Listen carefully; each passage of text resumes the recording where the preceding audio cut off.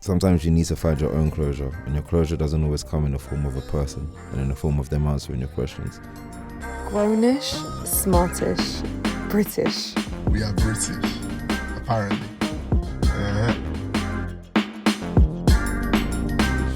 So, you know what I'm saying? But for her, it was like, it was interesting for her, and I think refreshing for her, for me to speak about our situation without me speaking to her about it. I mean, I already speak to her about things.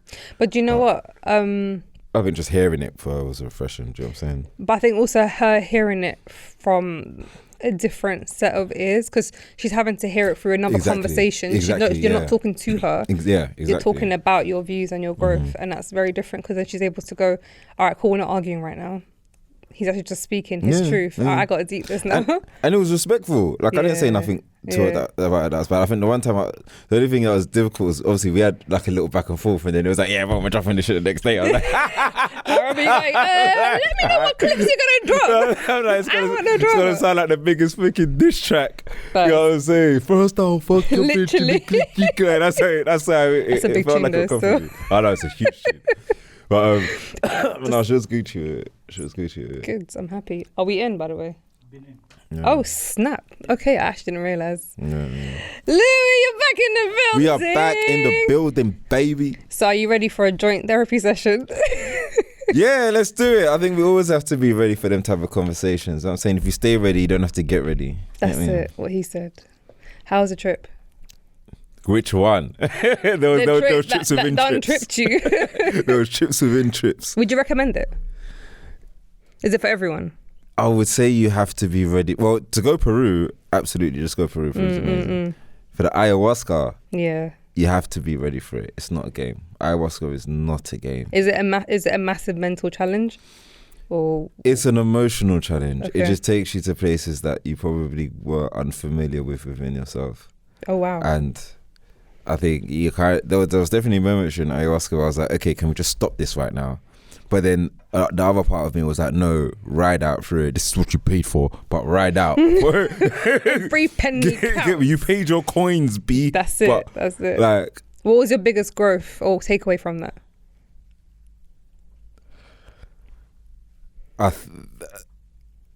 There was a few. I think I've definitely came back on the energy where I've been a little bit more unapologetic with how I feel about things and how I portray them. And also, it's a difficult question to answer because ayahuasca more introduces a new journey in you. So like I tell people, I lost myself. I lost part of myself in Peru, but I also found part of myself. And finding part of myself now means I'm on a new journey that I probably wasn't on 2 weeks ago. That's 2 amazing. weeks ago, do you know what I'm saying? And that's what feels different to me. That's where the growth is to me. It's like I understand now I'm at the beginning of something. That's cool. And I didn't think I'll be there. I thought like I'll do ayahuasca and I'm like, oh yes, now I have all the answers. And it's like, no bro, you just have bolder questions. You unlocked something else. But it's like the questions that I had before have just become more apparent in my mind and in my life. And it's like, I can't ignore these questions anymore, for one. And for two, I want to start saying, man, would you do it? I think I'll be open to it. Yeah. I just saw obviously glimpses of what you experienced, and I was like, whoa, okay. I need to understand fully what it entails. But from what I could see, the whole thing was crazy. Obviously, the ceremony itself is in the evening, but the lead up to it, there's a lot of meditation. There's a lot of stuff we do to kind of ground us into nature and to the people that, because they see it's a sacred plant. It's very dear to them, so we have to get in touch with them as much as, just doing the drink and stuff like that. We went on a hike that was like 14,000 feet up. Jeez. And at the top of it, there's a lake, and I was meditating there for a while, and it was just, I don't know. There's some things in this world you can't unsee, and I think that was just one of them. Speaking of which, grounding, unseeing. Today's topic. We're kind of talking about something I guess I've never really fully spoken about. I've touched on it on other people's podcasts and I've never yet fully unpacked. I don't know why it's you, but it's you. Hey, the energy is aligned, That's it. So we're going to be talking about grieving today. Before we start a session, as I always start every episode, what is your favourite quote around this particular theme? It shouldn't take death to remind us that life is too short. That's what love is meant to do. Okay, do you want to elaborate on that? I often think when someone dies, after somebody dies, you say, "Oh, life's too short, man. This person just died." Da da da da.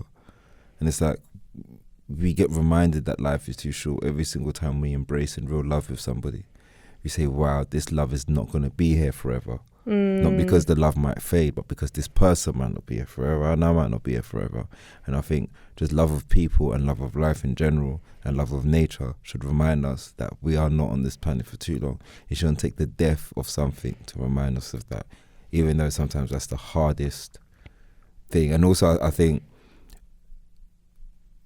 when we sort of focus on the idea that death reminds us that life is too short, we wait for death to make changes, or we wait for death to say, "Oh, we should have done this," or "How comes we didn't do that?" We ask questions that death presents us, that really these questions should be presented consciously all the time. Consciously all the time. Like the love for my daughter should be enough for me to say, "Oh, I should be doing this, that, and the third," not the fact that someone died before their age, quote unquote. I think what it is though, because firstly, I feel like growing up, death was such a distant feeling to me. Like it was never direct. Do you know what I mean? So I'll never think about, oh, I'm going to lose someone potentially, or eventually we're going to leave each other. Like maybe when I have like reflective religious conversations with people, I'm like, rah, yeah, this world's temporary. Like I need to accept that we're not going to be here forever and to appreciate what I have. But I think until my father passed away, that's when I look at people that I love and I'm like, rah, we're going to leave each other one day. Like I need to really, really embrace you. But up until I lost my dad, death was, because you know, like society, social media, the news, even like charity adverts, it desensitizes you to death because you see it all the time. You see, like, you know, there's a war happening in Russia, there's a war happening in like Palestine, whatever. Death all these things, numbers. That's it. It just becomes numbers, and you just kind of go, all right, cool, safe, let's skip the advert on YouTube. And it's not because you're heartless, it's because you've seen it so much and it's been happening for thousands of years. So it's just like, it doesn't become relevant until it becomes relevant. And then it's only when my dad passed away that I started going, cool, all right, safe, this is happening. And then I started viewing everything and everyone so differently. You know, so just when I say, you know what's different about,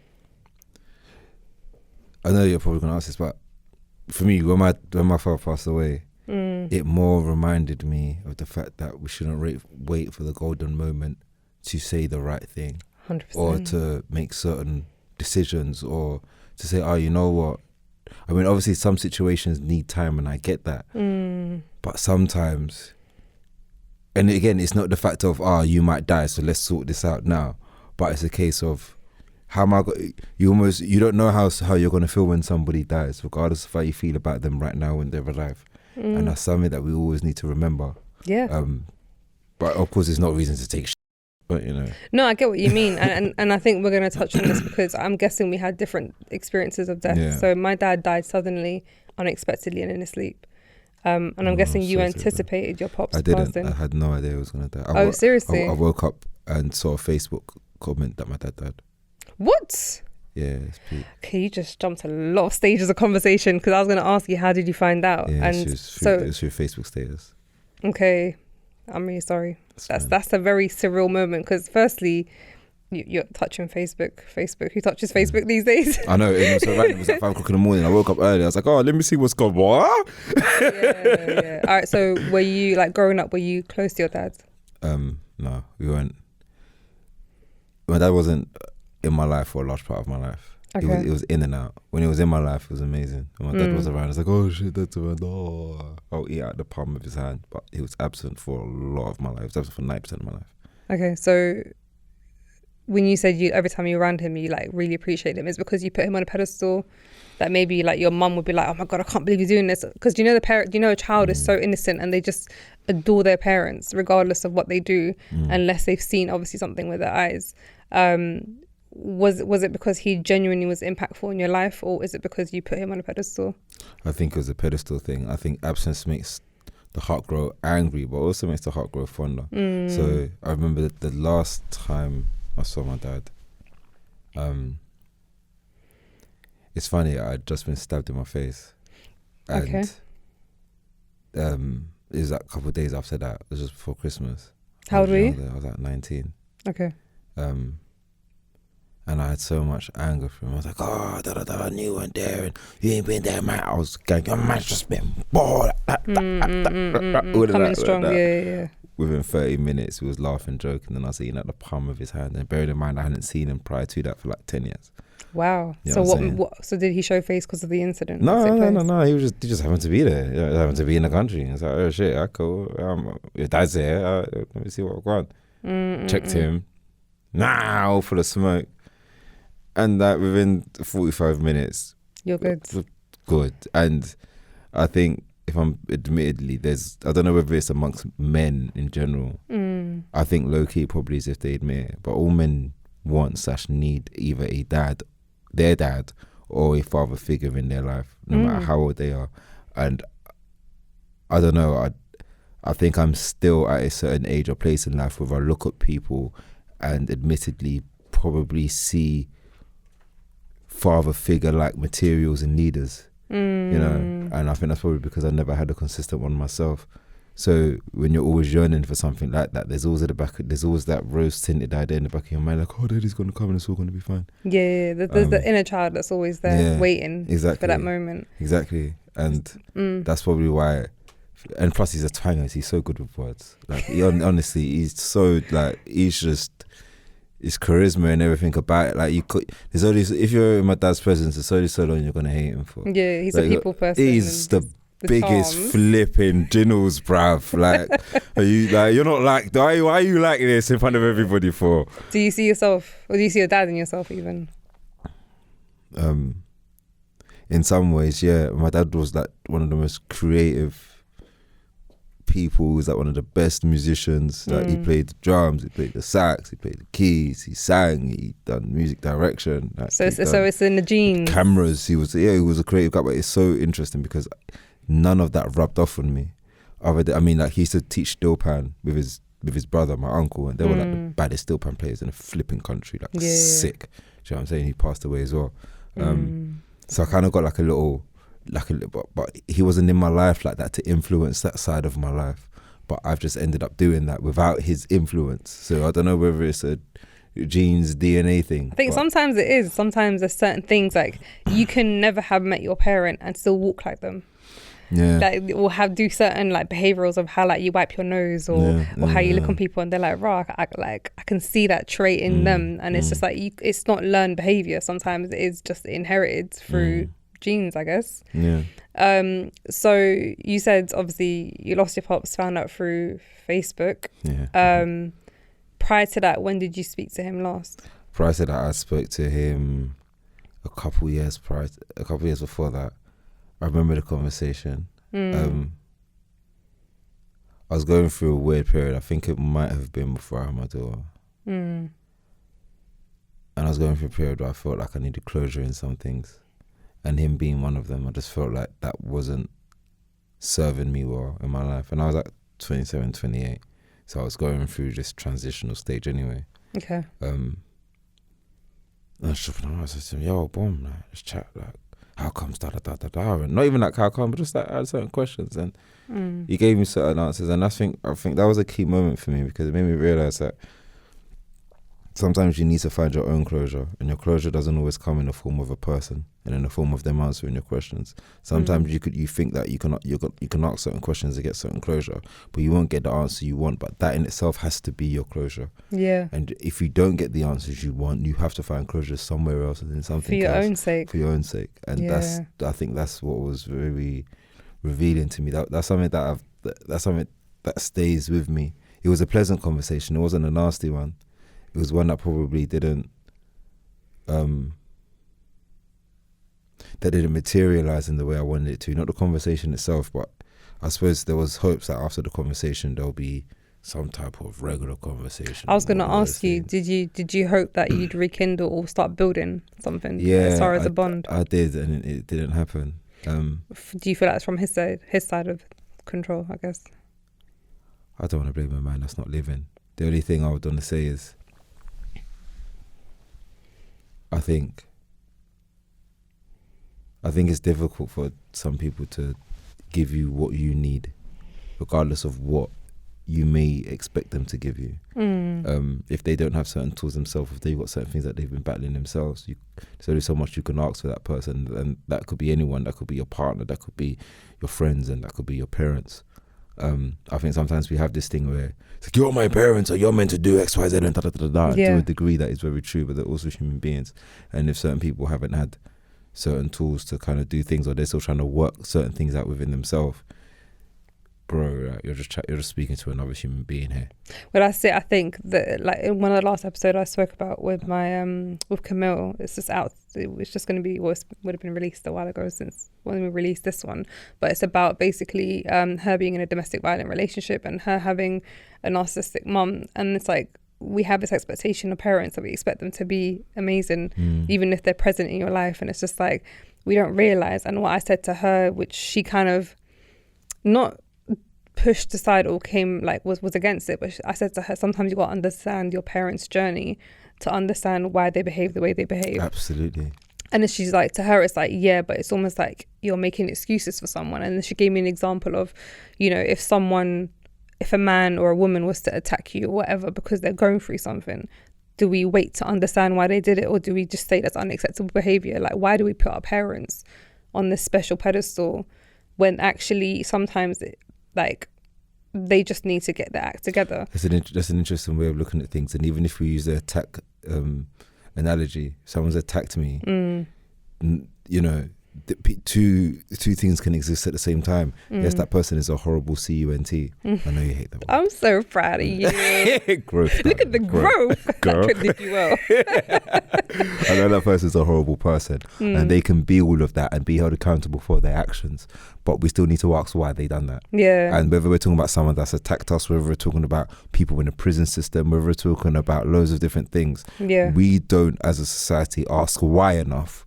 We just focus on the what. What happened? That happened. Okay, that's your punishment. But I think because some people don't want to understand that there's a reason to why people behave a certain way. It's just like, no, they're just mean, horrible people. There are people who like really have a thing for causing havoc and whatever. But then there are people who are genuinely going through it. Like when I see a bully, I don't go, oh, you're an idiot. I'm like, you need a hug. Like for you to become a bully, for you to be so upset and so angry that and pent up that you feel the need to deflect your energy on other people, that means something at home ain't cool. And you know, it's funny you say it, because I had a similar conversation with my daughter a couple of months ago when she was speaking about someone at school that's giving her some issues, and she's like, oh, they're being a bully. And I was like, well, they're probably not being a bully, they're just not being nice to you on that day. That doesn't mean they're a bully. Let's differentiate the two. But even so, even though they're not being nice to you, and that's something that they shouldn't be they shouldn't do, they need to be nice to people, they might have someone not being nice to them. They might have something going on in their home. And, you know, that's no reason to take it. I mean, if you need to punch someone in the face, punch them in the face, but in the same speed, it's important to also understand someone's actions. And I think it's a bit disingenuous on that lady to sort of have that way of thinking when it came to parents, as though they're not human beings, or you stop becoming a human being, or even as though you become a superhuman being as soon as you become a parent. Like, you become a parent and you're still loaded with everything that you've ever been through. Precisely. And I said, because my biggest thing is I took time to learn my parents. When I got older, I was just like, hold on, why are you always so angry? Why do you behave in a certain manner? Why do you handle me in this way? Why is this your idea of discipline? Or why is this your love language, which is no affection whatsoever? So I had to ask them, like, what was it growing up? Like, what did love look like at home? And they're like, this was it. So they don't know any better. And it's just like, and she did say, like, in her defense, she did say, like, obviously I can understand my mum and I can whatever, but I can also choose to keep my distance and yada yada yada, and accept that even though she's going through something, I can't keep being at the end of that. And I respect that. And I think, you know, we do have to make decisions eventually to sort of learn to let go of people, or learn to love them from a distance, because if they're going to cause you more harm than good, then there's only so much you can do to help them. But I really found a lot of peace understanding my dad. And like my mum, obviously she's here, I can keep digging away with questions, but with my dad we had a good few questions where I held no resentment towards him towards the end, because his idea of love was a certain type of discipline, and it weren't in the sense of I hate you and I'm going to do it. It's because I love you so much that I'm so scared that something's going to happen to you, and this is how I've been told to deal with it. So we used to get licks all the time. And it's just like we like, as ethnic minorities, we laugh at it, and we always talk about like licks at, you know, with our friends. They'd be like, yeah, my dad used to beat me. What did I beat you with? What, slippers? Sick? What? It was a game. Yeah, it was just calm, like it was just normal. But then like when you really deep it, our parents have been taught a certain culture and a certain mindset that this is how you show love and this is how you discipline. Whereas with my child, I've never hit him. Same. I've never, and that's something you know, I thought I was going to. But there's no thing is I have no judgment on people that do and will hit their children. It's not for me to tell you how to parent your child. No. Just for me personally, I just have a different set of thinking and understanding, and I've never and I would never hit my child. See, the thing is, I actually wholeheartedly, and it sounds a bit messed up, but because I got licks, I thought it's just a standard procedure. We're all going to get it. So I thought when I have a child, they're going to have they're going to get it. And they're going to get to choose your instrument and bring it to me kind of vibes.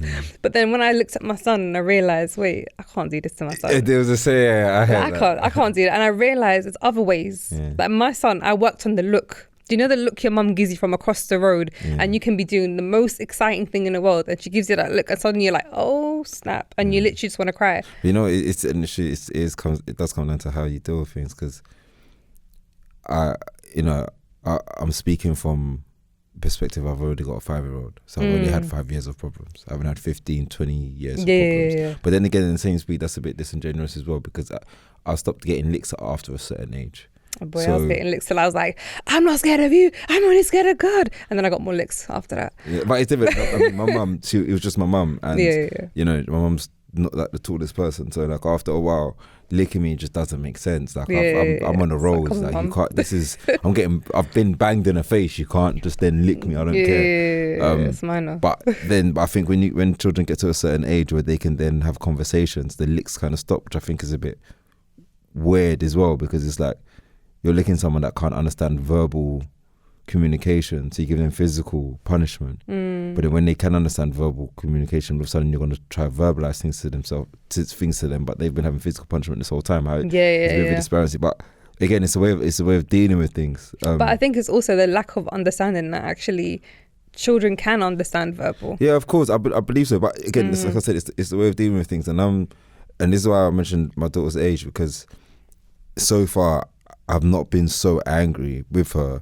that I cannot verbally communicate why I'm angry with her. And I think once I'm not able to do that, that's when people throw in the towel and lick their child, because they haven't been able to verbally communicate. This is why I'm angry with you. This is what you need to do.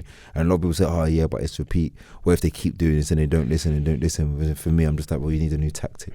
That's it. But then it's like, for me, like my parents installed the fear of getting caught and the fears of licks, whereas my son, I'm installing like the fear of disappointment and letting me down. So when he knows I'm gonna find out something, he gets upset quick. And I'm like, what's wrong, kiddo? And he's like, he's not worried that I'm gonna do anything to him, but he just knows when I find out my face is gonna change. And you know, that's the thing with me. I give my daughter so much praise. Yeah, the things she does, she gets so much praise from me. She's like, Daddy, look at this. Daddy, look at this. It's like, all right, go on then. You're the hype man, innit? Yeah, it's like, oh, you know, funny you say that. Literally yesterday, I was a hype man. I was making saying like songs for her to dance, and she was there dance. I was like, oh, that's it, man. But we have that type of relationship, because when I take that away, you've lost something there, and there's no lick that can equate you losing something like that. No, so. I agree. It's much, much more powerful than beatings. Trust me. I mean, also another thing I'll say quickly, I know we're not talking about parenting too much today,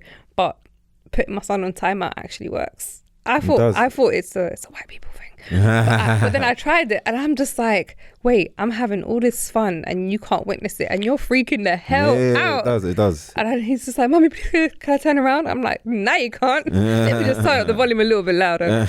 And it actually works. So I recommend everyone to try. 100%.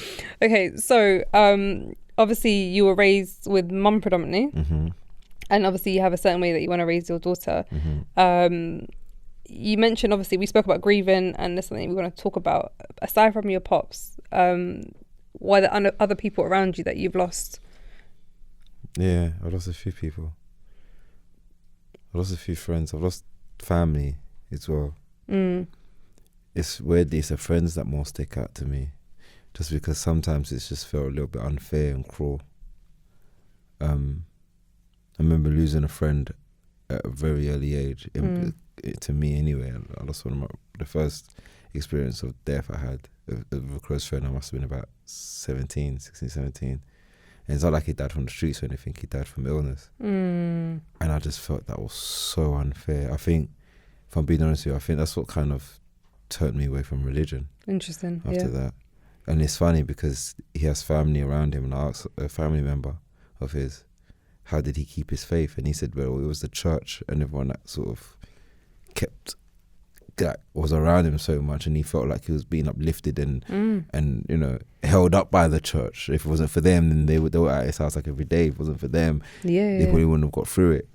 And for me, and obviously that's his family, like that's his brother, so I can't argue that. It's way deeper for him. But I think for me, it just presented more questions that I did try to get answered, that I didn't really get answered. Okay. But I just... So for you, it's interesting because for you, that same incident took you away from faith. Yeah, it did. And for his family and for him, it brought him closer. That faith is what got them through it. And I think that's the difficult thing, is that when people experience death, the first thing you do, if you believe in a higher being, is that you start questioning the higher being. And it's not because you lack faith, it's because you're human and you're hurting, and a lot of things don't make sense. And I think similar to you, not I turned away from faith, but I started questioning, like, why is it I didn't get to say goodbye to my pops? Why is it I never got to why is it happening now? Like, so to me, I was vexed, but then it's my faith that kind of kept me going. So where you're like, no, but then my faith teaches me that this world's temporary, and that after we pass here, there's something else after. So for me, it's like, we're too attached to this world. We become not so indulged in it, but by default we're so engrossed with goals and persevering and making plans, and we guarantee these next days. Do you know what I mean? Even if we are humbled and we know that at any point we can die, we still start planning our future, because we can't just live in constant anxiety and fear that tomorrow is not guaranteed. But it's my faith that told me, do you know what, this is gonna happen at any point to any one of us, and this is just part of our test and journey. So how I see things, when people, let's say a kid dies, right? The first thing is, wait, he's too young, right? And it's just like, it's unfair. But then now there's a test. So when your friend was ill, and this is my point of view, obviously, his biggest challenge is, what you're going to do now that you're unwell. Are you going to feel defeated? Are you going to feel deflated and just go, do you know what, this is it. I might as well just die here and just rot, and there's no point in trying to smile and laugh. Or am I going to persevere and be positive and hope that things could change, or in hope that I can make my family laugh? And then that's where it kind of became difficult for me, because I kind of felt like, I don't know, his situation was a little bit, not only to say it's unique, I think it was weird because he was getting better and then literally suddenly became worse and then died over a weekend. And it was like I remember it was almost like the Thursday or Friday, I was at the house thinking, yeah, bro, you're getting better, you're looking good, you're smiling, da-da-da-da-da. And like the Monday or Tuesday he died. And it was just like, rah.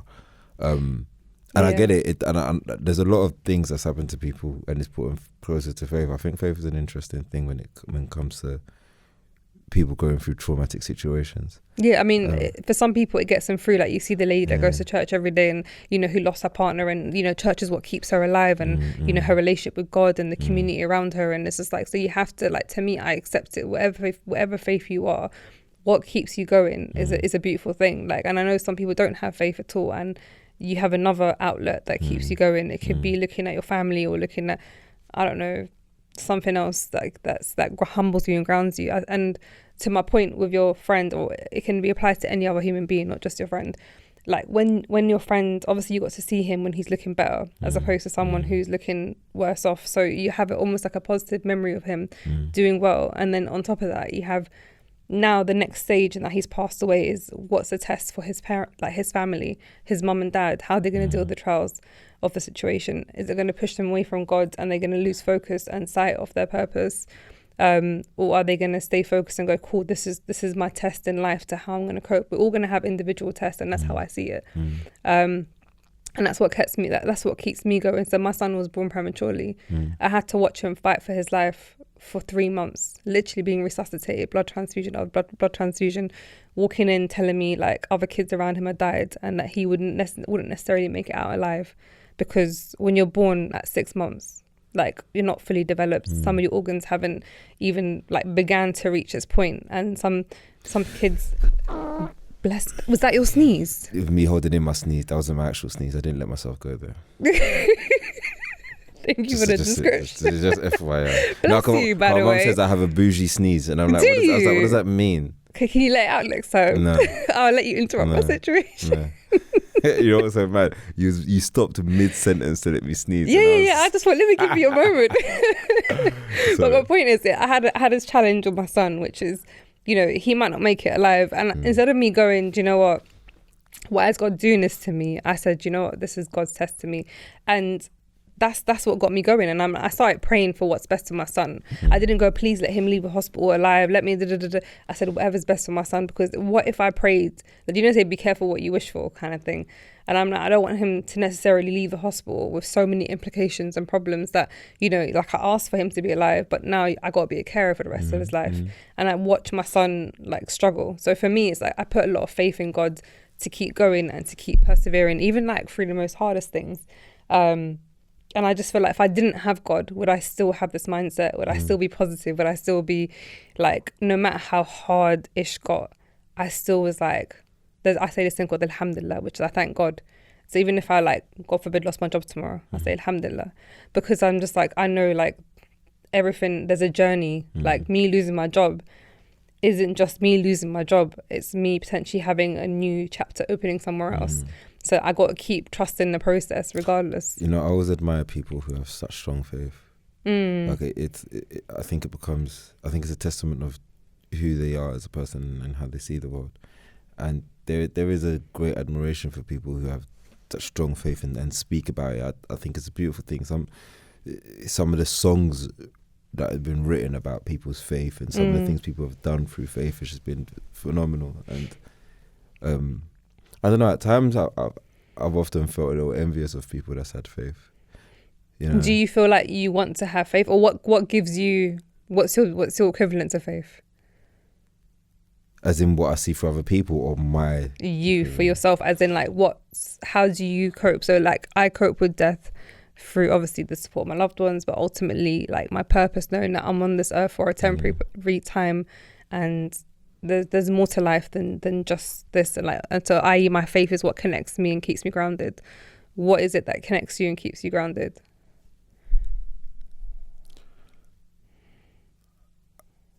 I don't know. I think me being in my head a lot and thinking out situations helps.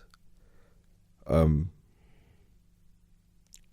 also understand the importance of what a good mind frame does for just people in general. And I know it's easy to say, just try to be positive. That's such a cliche. Of course. But sometimes you have to understand what positivity is and what does it mean to say, I'm trying to be positive. And sometimes it is a case of I like to analyze a lot of situations and be like, okay, this is what's going on.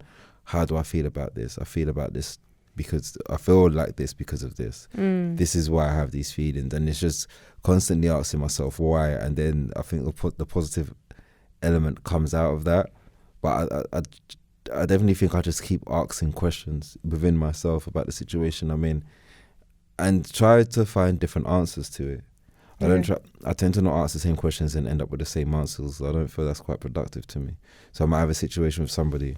I think, why are you acting like this? Why is this person acting like an arsehole? Here's one scenario, and I might live and ponder on that for a little bit. Then I might revisit it and just try to find another scenario that doesn't necessarily, and this is very specific by the way, doesn't necessarily make them as being the perpetrator victim thing, but as opposed to we're all in this together type of thing. But I don't know. I don't know if I have coping mechanisms for death. I just think when I go through it. I'm in it. Do you get what I'm saying? So to you, like when someone passes away, obviously you're not a person of faith as such. What is it that you like? What gives you comfort? The memories I had with the person, I think, and the realization that people around me die. People around me are going to die. Everyone I love is going to die. And this is just part of life. I think there's an appreciation of life that helps me understand death a little bit. Now, anyway. It didn't before. But now, like, for example, I have another friend who passed away. He got stabbed. I have a few friends who've been stabbed and passed away. But this one friend in particular, He wasn't even like on a gang shit like that. He wasn't on the roads. He was actually quite prosperous. He had high. He was quite ambitious, prosperous. You know, there was a lot going for him in his life. So again, him dying just felt really unfair and really cruel. He was like it was my guy, man. It was like one of the flipping, virtually one of the biggest black models in UK. Like I would see him on bus stops. Yeah. Like my guy, I'll see man on billboards, big Westfield billboards. I'm like, that is my guy. It was so mad thinking about it. And even now, I see his birthday was a couple of weeks ago. I see posts. I see people who I know through him, and I think that memory is so warm and so soft. And every time I think about him, I just think about snippets of things he done that made me feel great about him as a person and just about life in general. Yeah. And I think that's the only thing I can do when it comes to death. I think that's the only way I can process it, is understand that people turn from physical beings to just memories. And as long as you got good memories of people, then you're good. Yeah, I was listening to a TED talk about grieving, and they were like, we don't realize we're building memories. Sometimes when we're living in the moment, we're just having fun.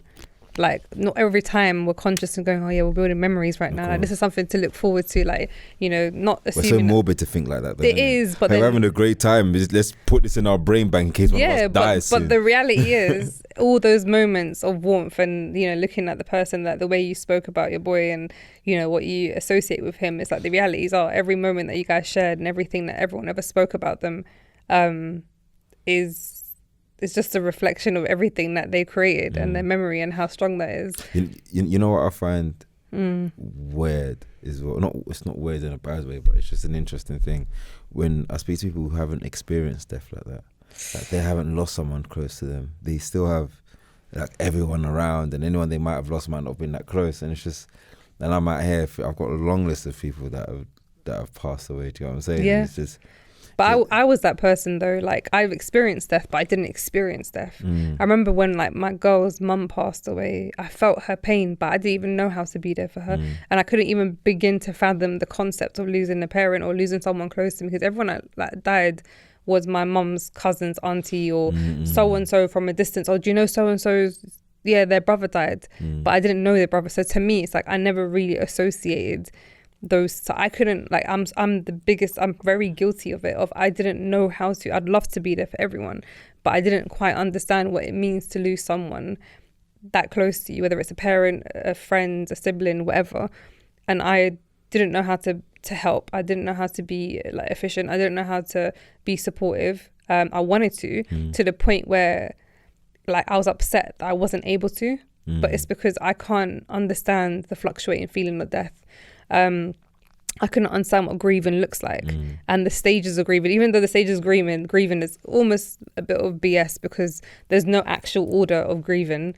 Like when they say, oh, you go through, like, you know, there's actually have this written down. I know the cycle you're talking about. So yeah, like the shock, denial, disorder, anger, guilt, bargaining, distress, and then eventually you have this loneliness, withdrawal, but then acceptance. And it's just like, but that's not true, because it will literally go like this. Just when you think you're accepting it, it's just like, no, you're back to being angry. Like I went gym 7 days a week after my dad passed away for like, he's passed away like 2 years now. And I went to gym for like a year and a half every single day. And if I didn't, I'll jab someone in the throat because I was so angry that I didn't know how to process it. And I couldn't grieve because my mum was struggling really hard. My son was struggling really hard, that I wasn't allowing myself to have that. And the only thing I had was go to the gym, release energy. But up until I lost my pops and I buried my cousin 2 weeks before my dad, up until those moments took place, I was such a useless person because I can feel sad for you, but I couldn't feel it because it didn't hit me. Like, do you know what I mean? It's like when people experience, I don't know, heartbreak, and I'm just like, okay, bro, like, cool, safe, like, to listen to another Adele song, innit? But then eventually when it happens to you can connect to it a lot more, innit? It slaps differently. You know, it's weird. The grieving process for my dad was an interesting cycle because when he first died, it was just shock. I remember I didn't cry for a while, and it's funny because I was working that day. I had to go on a shoot, So I found out early in the morning. I was like, oh shit. Spoke to like my mum and She's like, how do you feel? Because obviously Dad hadn't spoken and been together in years. I was like, yeah, no, it's cool, just get on with it. So I think at first I didn't feel like I had the right to grieve.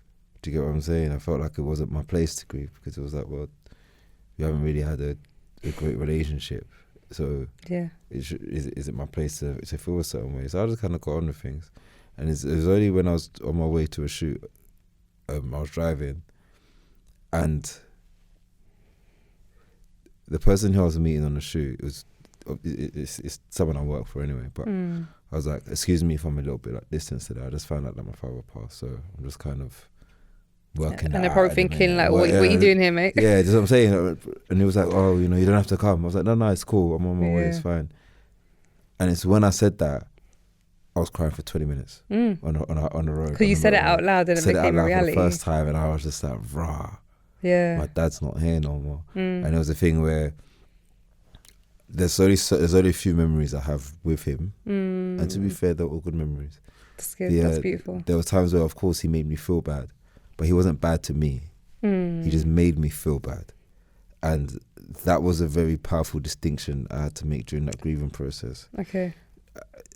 You're working that out. I'm trying to understand the difference. The difference for me was you made me feel bad in times of your absence and your inconsistency and you just not being the person I wish you to be. That made me feel bad. But you weren't bad to me.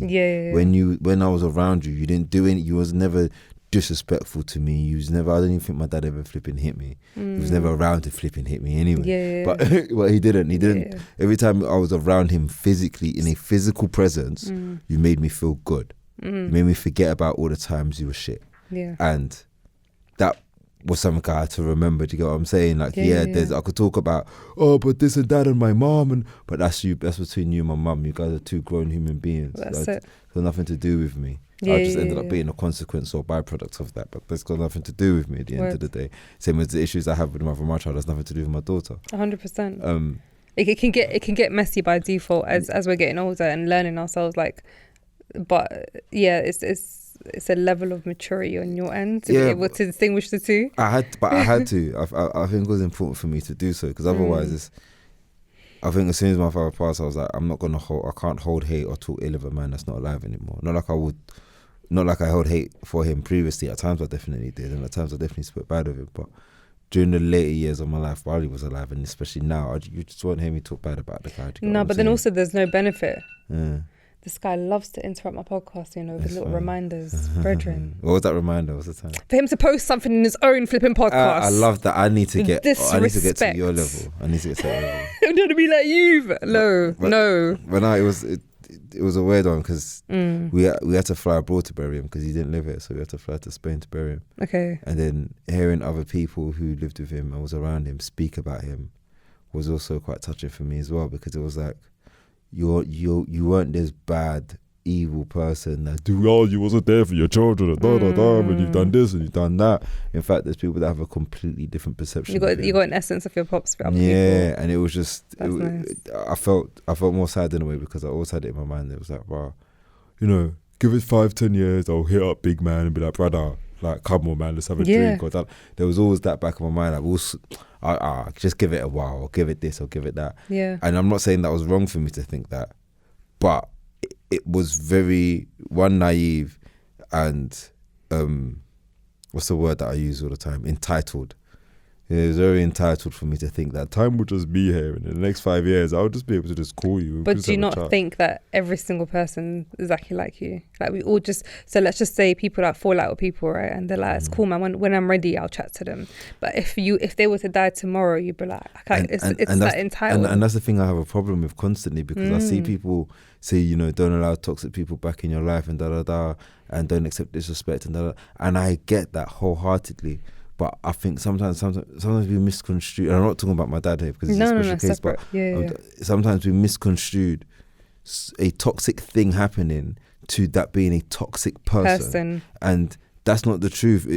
People can do bad shit that good people can do bad stuff. they can make mistakes, 100%. and they can hurt you in ways you can never think of. Yeah. But that doesn't mean that person stops becoming a good person as soon as they hurt you. It just means they're a human being. Yeah. And yeah, sometimes you need to get over that pain or deal with that pain, but the speed in which you deal with that pain solely depends on you, not necessarily the pain that was caused on you. That's it. Do you get what I'm saying? And that's what we kind of people get so hung up on this, this person done this and I'm not going to talk to you for a whole flipping year. Like, who gives you the right to who gives you the right to do that? But what makes you think you're not going to make a mistake that you're not going to want flipping forgiveness for? And that's the reality. Like the way when people hold that energy with chest, I feel like stop a moment and think about yourself and how many people that you, but then if you think you've never hurt anyone, you've never done it, then you've actually not had a real conversation with yourself, because I've hurt people without realizing I've hurt people. Of course. And it's just like, because sometimes, like you said in the first time we sat down together, which is sometimes our perception of ourselves are completely different than what other people see. So where we hold the energy where we think we've come correct, but someone else they've picked up another energy and now they're hurt by it. Like, I can't walk around the street going, yeah, I've never hurt anyone. Everyone's just done me dirty. And you know what it is? I think to myself, there are people that generally say, well, I've never hurt someone. And sometimes I think to myself, well, you've never made the decision that was solely just for you then. You know what I'm saying? Because there's going to be a time in your life where having to make a decision solely just for you is going to upset somebody. Yeah. And you're going to have to make that decision anyway. Yeah. So don't come on your high horse like, I've never done this or I'll never do it. Don't tell me what you will never do. But back to your pops and what you said about him, the fact that you've chosen not to speak negative of him, I think also that's a positive for yourself. So it's not just not to taint his memory, and he's not here to defend himself, but also the fact that you're not harboring any more negativity to allow you to like I always speak about, like when we let go of negativity, we then make more capacity and space for more love. And I think if we harbor negative energy towards someone, even if we're not speaking it, we're still hindering ourselves. And I think, like, luckily, the one thing I think I can connect with you on, definitely when it comes to my dad's, is that my pops died overnight. It was a normal day. The last conversation I had with him, I was calling him up not cussing, but like just talking about my mum, going, I can't believe she won't look after my son. And he turned around and started talking about how much he loves my son. And I said, bro, it's not about you. I'm talking about mum right now. Can you just hurry up and be on my side and like team up with me and tell me that mum, was whatever. And he's like, I love your son. I love you so much. And I'm like, all right, cool, safe. Stop making it about yourself. But then I had a big argument with my family. I left the WhatsApp family group. I was like, bun you guys. I'm not talking to no one until I'm ready. Very bold. Family one, yeah, not just the sister one or the auntie one or the cousin. It's also interesting going back into a WhatsApp group that you left. Listen, that's a lot of like, listen, your ego and pride aside to get back into that family group. But anyway, the next day my dad passed away. And I was just like, it all made sense. Like, we had to have this conversation where I complained about my dad, about my mum, for my dad to start talking and declaring his love for me and my son. And I'm just like, why are you randomly telling me about how much you love me for? And it's like, he never knew he was going. But some people say, you know, like, but you don't know. I don't know. But it was just, my biggest thing was, I can't believe I left the WhatsApp family group before. Like, but before that, I sent like messages going, you guys don't care about, and I looked on my messages and I'm like, luckily my dad didn't open it, because you can see who read the messages. And I'm like, I'm so glad the last thing he saw was me leaving a group chat, but he didn't actually open the message to see like me just like going off on one. But like do we have regrets? If I have a regret, it'll be the fact that I never really got a chance to have that last conversation with my pops. Like, for him to really know how much I appreciate him and how much like I harbour no feelings for him. Because good people, their flowers on their hair, man.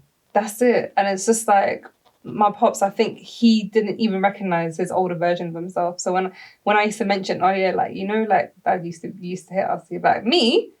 And I'm like, okay, cool. And I think a lot of people can relate to this. Yeah. Your parents cannot begin to understand. Like, when they get older and they get softer, they can't recognise the fact that at some point they were that person, and they don't want to admit this. Even if they do remember it, they're like, no, I have no idea what you're talking about. It wasn't that much. You didn't care that bad. Yeah, it's just like, nah, bro, like, we got it. It's affecting me now, Ma. Like, I've been paying for 10 years. No, I haven't, but yeah.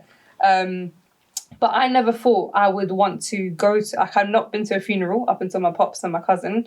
Like, my cousin's burial was almost like a dress rehearsal to my dad's one. And it's not to dismiss or downplay my cousin's death at all. But for you, emotionally, it was? Emotionally, it was like literally 2 weeks apart. I had to carry my cousin into her coffin. I had to, like, Islamically, you wash them you wrap them and you put them in a coffin. It's part of like acceptance, right? I had to see I've never been to a funeral. I've refused to go to a funeral, refused to go to a grave because I don't want to. I don't want to know what death is. I'm living in this bubble and I know like we're going to die, but let's not talk about it just yet. And then having to go through what I went through with my dad, the first thing I wanted to do was run and make sure I get to see his body before they take him. And I never thought I'd want to do that. I thought, why would you want to see a dead person for? But I just was so desperate to get to him. I was in Croydon, and I had to make all the way. I was ready to jump in my car and go see his body. And everyone's like, hey, are you nuts? What do you mean you're going to start driving to your dad? Are you cool? Like, someone needs to drive you. And I'm like, time is of the essence. I need to get to my dad right now. I was on a mission. Like, no one can tell me nothing. I dropped my son to my neighbour. And I was like, I'm gone. And then when I got there, the most interesting thing that I remember, like, firstly going in, a lot of people got there before me. I didn't look up once. I just saw feet everywhere. And people just talking to me, but I can't hear them. Because I'm like, I can't believe my dad's gone. What are you talking about? Dad's not gone. And the way I found out, you found out through Facebook, I found out someone calling me going, what happened to your dad? And I'm like, what? And I knew what they were talking about, even though my dad was perfectly fine. And I literally just started screaming. And my son was like, are you okay, mummy? And then he understood what I was talking about. And he's like, Giddo's going to be okay. It's okay. Giddo's granddad. And I'm just like, cool. So I got in the car, got inside, walked up. The dad's upstairs. I'm like, cool. And the first thing I did was I kissed his hand and his forehead. And that's something I was so stubborn about not doing. Like growing up, it's like a cultural thing, like a sign of respect. You kiss his hand, you kiss the forehead. And I'm like, go away, Pops. The minute he passed away, I was just like, I couldn't stop kissing his hand. And I was just like, I can't believe it's taken me this long for me to lower my ego and my pride and to show you love. And to me, that was a very interesting moment because I was just, everything humbled me. Like I never thought I'd want to go to a funeral. I had to be there. I never thought I'd want to see my dad dead, but I had to see it. And I think that the only hard part about seeing my dad was he looked different. Like in Islam, you literally bury the person as soon as you can because like they need to rest, basically. That's how we see it. But they had to wait around 4 days before they can release the body because they had to understand why he passed away. And basically his heart just failed in his sleep. But seeing my dad 4 days later, I can see little changes in his face. Do you know what I mean? Where I don't have that same memory of my pops. So he's a strong man and and now he looks absolutely vulnerable. And I can see like little pimples on his face. And I'm just like, no, that's not the pops I remember.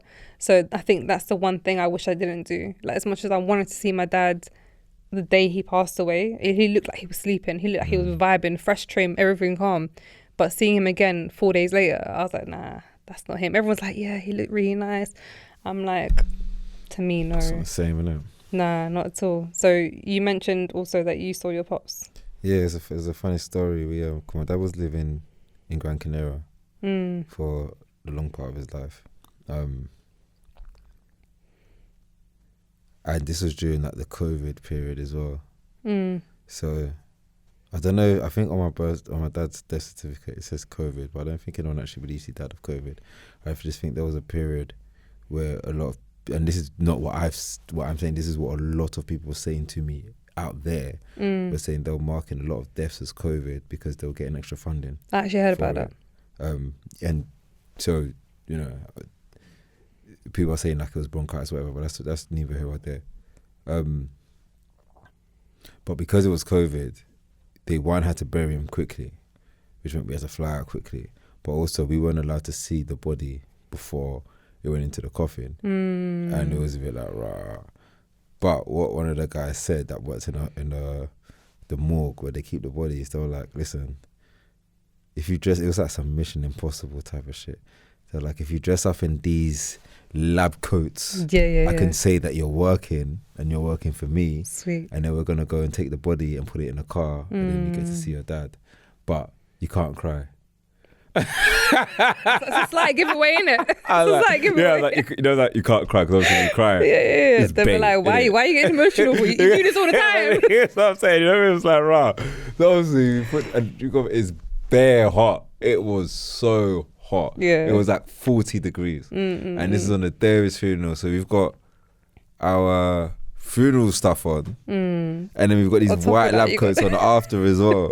And we was waiting for hours in this heat. Like I had to take off my shirt and kind of put it on the side because it got drenched in it. So we went in there, me and my two brothers. And obviously, yeah, done it. We like took him out, took the body out, checked is that him? Yeah, that's cool. There was a part where they were taking him out, and the thing kind of dropped. Oh no! Listen, dead was real. I'm there thinking, what's my fucking dad? Yeah.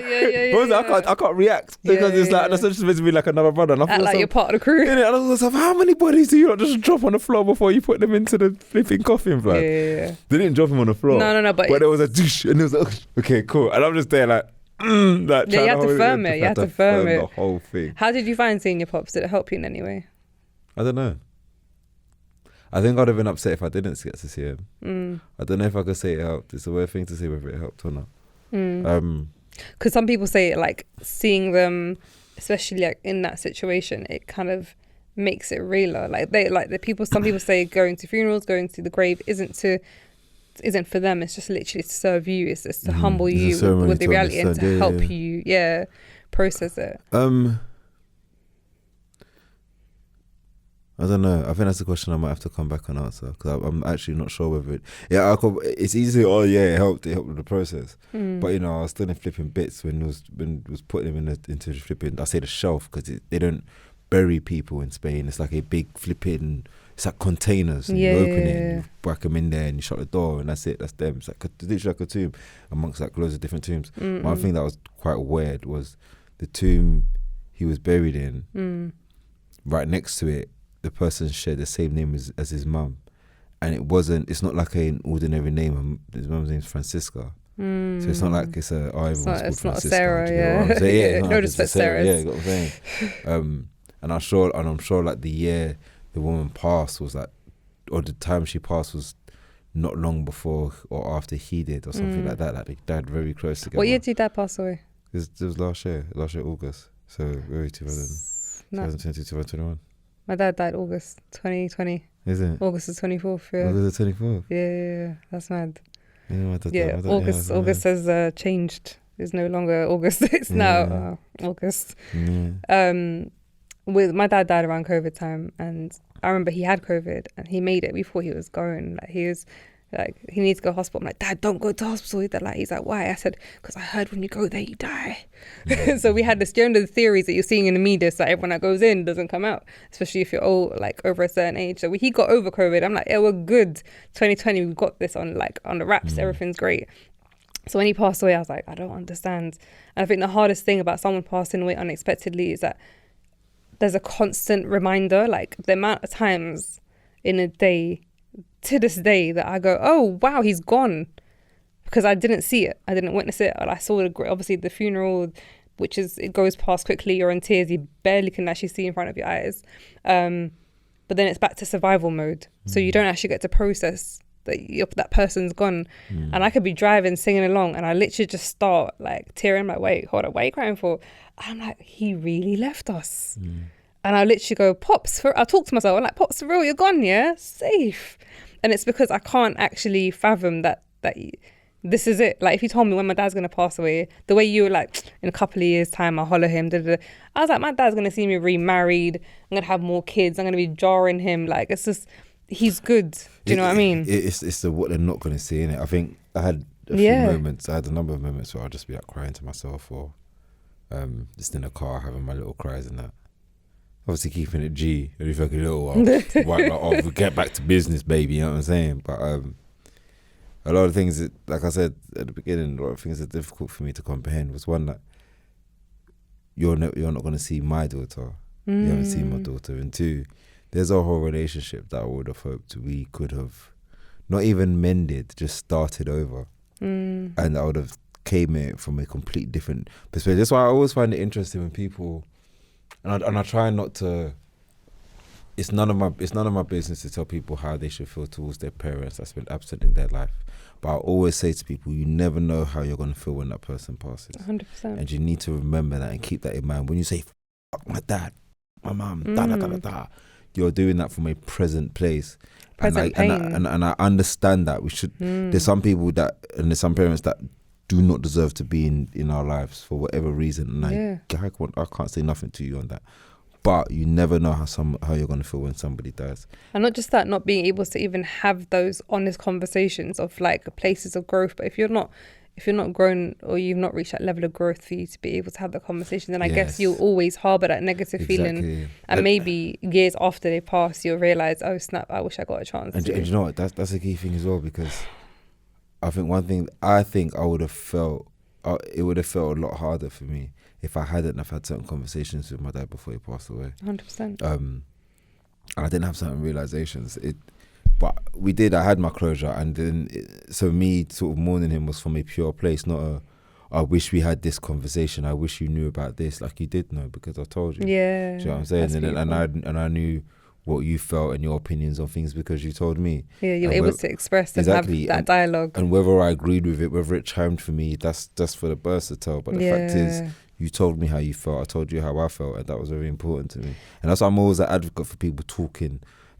You can say I'm never gonna with you ever again, but have that conversation. Have that conversation and say you're not cool, it is what it is, and then do your own thing, but don't just not have the conversation, because it's a lot of unclosed chapters, of course. And then when you don't get to have a conversation, it's just forever just that's there it, lingering. You're there. I think for me, it was I got the honor of my dad. Like I never understood grandparents, the value of a grandparent, because I never had grandparents. They all passed away very young when I was extremely young, or they passed away before I was born. So for me, they were just old people that existed and no longer existed. My dad had an incredible bond with my son. They were ride or dies. Like my son was his wingman everywhere they went. So when my son to this day cries over him, and I thought he'll be too young. He's 8 now. But I thought died when he was 6. He won't really like you'll get it, but you'll get distracted by like Pokemon or something. I don't know, whatever kids are watching these days. But to this day, he'll randomly just go, "I miss Giddo," and he'll start crying, or he'll ask me to go somewhere that my dad took him to, and I feel very grateful that they got to have that bond, and at an age where my son's conscious and able to retain those memories. I think, but the hardest thing is when I left my ex-husband, my dad always said to me, "Hebz, I just pray you find someone that will know how to treat you and how to look after you, and I pray that he's God-fearing and basically God-fearing, someone to look after you, because those are like the important things to him, because he feels that if you're God-fearing and you understand purpose, you know how to handle your spouse, because you're conscious of the repercussions, and you're conscious of how to lead your life, the morals and the values you carry." And I'm now remarried, and the hardest thing for me is that my husband will never know who my dad was. No matter how much I chat about him, no matter how many photos I show him, he will never really get the essence of my dad. And initially when we first got married, I kind of realized I started getting vulnerable, because before getting married I was like, I can never cry. Like whenever I start crying, I'll do the typical man thing of like, man up man, what are you talking about? Like the whole gangster stuff. Let me put on some rap and like, forget about it. But it's just like, I need to be vulnerable, but I'm scared what that vulnerability will look like. I'm scared if I start unpacking, I'll never stop unpacking.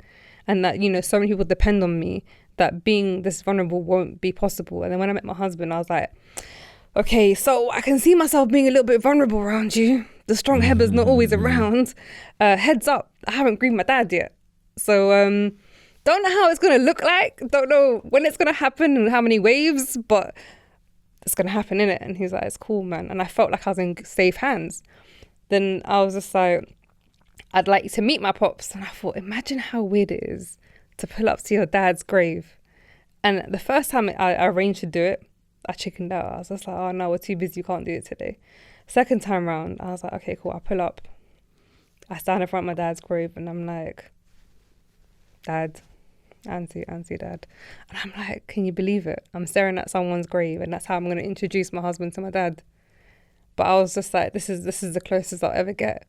And I'm grateful that I got the man that my dad hoped for, but I never got to tell him, like, look, Pops, I did better. Like, or like, you can now be at peace and at rest knowing that your daughter's all right, your grandson's all right, because that's all he cared about, is like making sure that we're going to be okay. But it's just, it's overwhelming. And I think it's just grieving doesn't look, I think people just assume that you grieve, then you just get on with it. It's done. Yeah. And I think until you've experienced it and you've really experienced the death of someone close to you, and I don't blame you, you'll never get it. So I can't even like turn to certain people for support because there's nothing that they'll actually go, Hebz, I don't know what to say. And I feel like the one person, this is really random, but I actually made a friend within a random person, which is, I messaged him on Instagram ages ago because I wanted to get my son's haircut. He's a barber up the road. Then he must have seen me go past after my dad passed away, like a week later. And then he looked at me, he's like, why are you not smiling for? I said, sorry to break it and ruin the vibe, but my dad just passed away. And he's like, oh snap, my dad passed away as well. And his dad had just passed away the week before. And just like that, our relationship just took a next level because there's no one else that I could speak to besides this human being, because I couldn't speak to my sisters or my brother because they're going through it. My mum, literally life was turned around. She couldn't exist. Like her purpose was taken away from her. So managing her grieving was my only focus. My son was crying in and out. And then I suddenly found purpose and not purpose, I found support and comfort within a person that I never thought in my wildest dreams. Like, and the way it unfolded was wild. And I felt like, to me, I'm grateful for him. And he'll forever, I guess, be grateful for me because we were able to just have a safe space of just exchanging like pain. I think that's a key thing as well, having someone to share things with. I have people I can share things with. Is whether I choose to or not is a different thing. So my question to you is who, or when things take place, what is your outlet and who is your support? I think my outlet's really internal, which I think is not always a good thing. I know there's people out there that I can speak to and open up to. I've just come accustomed to not doing that. And I'm trying to do it more, but then you know what? I've always seen myself as the listener, you know. Someone could come to me with issues and I'll just sit and I'll listen. Obviously I'll talk, I'll give my advice or but I'd rather take on someone else's stuff than me put it on to someone else. And that doesn't always, I don't know. I think sometimes, I was going to say it doesn't always serve me, but then sometimes I find things that help me throughout what other people say.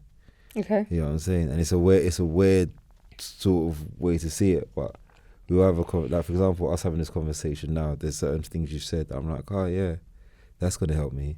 But that's going to, that might come up in the next couple of weeks or months when I'm remembering my dad and I remember this conversation. But I don't know, I wish I was a little bit more open. I wish I was more able to just express it, because there's people out there. I always feel like I'm burdening people, for one. And for two, I always feel like I don't have complex issues, but I think I explain things in such depth and detail and I articulate it in such a way that it's hard for someone to then turn around and come back with something. You know what I'm saying? Because I said it all. But then do you sometimes need someone to come back, or you just need someone to speak to? Because no, I think sometimes it's nice when someone comes back.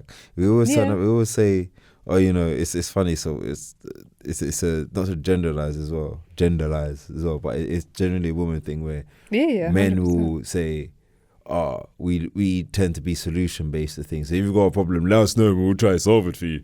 And women tend to be, oh well, I just want to speak and I don't need your solution. Interesting. I don't understand. Like, why are you sharing with me if you don't want fucking help? But it's because sometimes we're emotionally led in that moment and we just want to vent. I heard that, and I get that because I actually, my husband the other day went, Hebz, just to ask, like, do you want a solution or did you just want me to listen? I have no idea. And I say to him, I don't know. Yeah. I said, but you can try with a solution. I'll let you know if you should stop. Try with a solution, but then if it's the wrong solution, I hate you. Yeah, I mean, I won't say the word hate, but yeah, he's gonna hear my energy. He'll feel it. He's just like, all right, cool, safe. I'll just listen in it. But I genuinely feel like, because you sound like me. Like, I'm the mama Hebz. We discussed this last time. Like, I'm here to listen to everyone's problem. You can unpack freely on me. But when it comes to me speaking to other people, I'm like, nah, I don't want to burden you. Like, it's cool, man. I got this. It's all right. I'm going to deal with it my own way. But the reality is your mental well-being is your mental well-being. And you're not a superhero. You're not, like, we can say we're special and we're set up different. And we are potentially. but you still need an outlet, whether it's your poetry, your spoken words, whether it's, I don't know, like your creative side coming out, and that's how you release, I think. And I think that is what it is. I think I'm able to express myself in so many ways, but also, again, what's not helpful for me when I have an issue about something, because I can explain it with such detail most of the time. Once I've explained it, I'm done now. So you've done the whole problem, expression, obstacle, but you've now found the solution. Yeah, all in one, all in one conversation, all in 5 sentences. I've told you what my problem was, how I've dealt with it, where I've gone wrong in dealing with it, how I'm going to deal with it in the future, and where I'm at now. Often there is no space for someone to say, well, maybe we should try that. I've already got give me solutions. So I think as long as you genuinely feel that that's a solution, then you're going to be. I don't know what you could be deluding yourself, going, that's cool, man, I did it myself. So, who knows what a genuine solution is these days? We tend to fool ourselves. We always think that we're over things until something triggers us. So all of a sudden, I'm not over that shit at all. You know what I'm saying? No, I feel you. Obviously, you run out of time. Firstly, because you got to bounce. Secondly, because there's so much to talk about, and we keep we have next time in the next episode of the one thing I want to touch on very, very quickly, just around appreciation of people while they're still alive. You spoke about something about you touched on something in one of your spoken words, is that what you want to call it? But I think about how people show appreciation after someone passes away, and it's like you have the Instagram memory of them, and I think we both were thinking about the same person when someone wrote a suicide, social media one, how like someone put a suicide letter and that was the last memory of them, and for me it's like I always I love you for that full reference in that post. That's one of my most touching pieces. Thank you. I really love it. I know it's called social media, but I wanted to try and get to the point of it, which is the fact that the pinpoint I want to talk about, which is basically we need to show gratitude today. Like, I hate the fact that people go, when someone passes away, they go, oh my God, they were the best person in the world. Oh my God, they're this, that. It's like, but did you tell them that? Do they know that they were loved? Did they know that they were appreciated? Oh, like we had issues, but they were still top.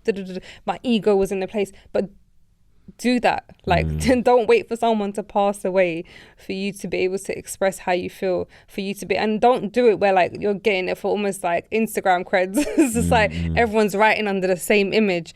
It's like, real one, RIP. And that's one thing I always find jarring about the society that we're in now. When someone dies, they get flooded with love. Oh, my days, this, that, and it's human nature. So I'm not gonna.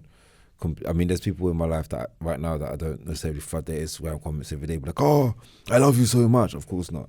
But in the same speed, I just think, how many people do I appreciate that I show appreciation to on a regular basis, not daily, but maybe even a weekly, regular, every other day, every other week. How many times I tell people, I appreciate you. And that's like, it's actually part of my vocabulary. When something happens, I say, I appreciate you. Because it's I say it all the time. Yeah. Because I have to let people know that, I do appreciate the things that you're doing. I actually did a verbal post on a reel basically about appreciate you. That's in my vocabulary all the time. Is that I have to say I appreciate you for everything. And it's not that, why appreciate me for? I'm like, because I genuinely appreciate you. I randomly message people going, love you, appreciate you. And they're like, are you good, Hebz? And I'm just like, yeah. Because, yeah, that's what I'm saying. Is everything all right? And it's just like, yeah, because I know how life is short. And I'm not going to wait for something to happen for me to show you gratitude. And even if the smallest thing you've done for me and it means nothing to you, light work, I'll still say I appreciate you. And it's just like, I never want you to ever not know I don't appreciate you. No, I never ever want you to know, not feel I don't appreciate you, when in fact I do. So I feel like I will over-express love and I over-express appreciation, because sometimes these people who get flooded in their stories or under their posts after they've died are probably feeling very lonely prior to that. Like, I always call myself a popular loner, because people assume, because everything's popping, that I'm like, she's this busy girl. And I'm like, if only you knew. But people just assume, looking on my social media, that I'm busy, I'm popular. And I'm like, gee, nah. But that's the reality. A lot of people are popular loners. Because everyone assumes they've got their ish together, they're this, they're that, everything's great. When actually deep down inside, that appreciate you message would have meant everything to them. That's what I mean. I spend a lot of time by myself. Most of it by choice, but I don't know if it's by choice or whether I've just become accustomed to it. But when I tell people I'm actually quite introverted, they're like, "What? How do you know you're not?" Da, da, da, da. And it's like, that's because of what you see and what you interpret. It's a perception. You know what I'm saying? But generally speaking, I might hit on my ones. B. So you're also a popular learner. I'm definitely a popular learner. By choice. I don't know, by choice or by nature. Who knows? Okay. Who knows? All right, listen, we're 6 minutes over your time. Your time. Any final words? I mean, I don't feel like we've closed the chapter of grieving and death, and purpose. We haven't even touched on purpose. But yeah, any final words upon the reflection of everything we said? Just upon the reflection, just take care of the people you love, man. Remind them of what they mean to you. And you never know how you're going to feel when someone's not there anymore. Those are my last words and sentiments. I appreciate you. I appreciate you. Thank you so much. Hard. Wait, I think it's this, it's a Korean way I don't know. of love. It's a heart. Oh, snap, swear down. That is hard. That's hard. I like that. My sister and her friends do it to me. They're like pure BTS Korean pop vibes. And they're like, Hebz. And I'm like, I like that. That's cold. It is That's cold. cold. Guys, you have been watching and listening to Growing Up Britishh with myself, Mama Hebz. You can catch me on Instagram when I am Hebz with a Z, or growingupbritish.h, and Mama Hebz on YouTube. And you can catch you on Louis the Hippie on Instagram, TikTok, and on Growing Up British. Yeah. Guys, thank you. Grownish, smartish, British. We are British, apparently.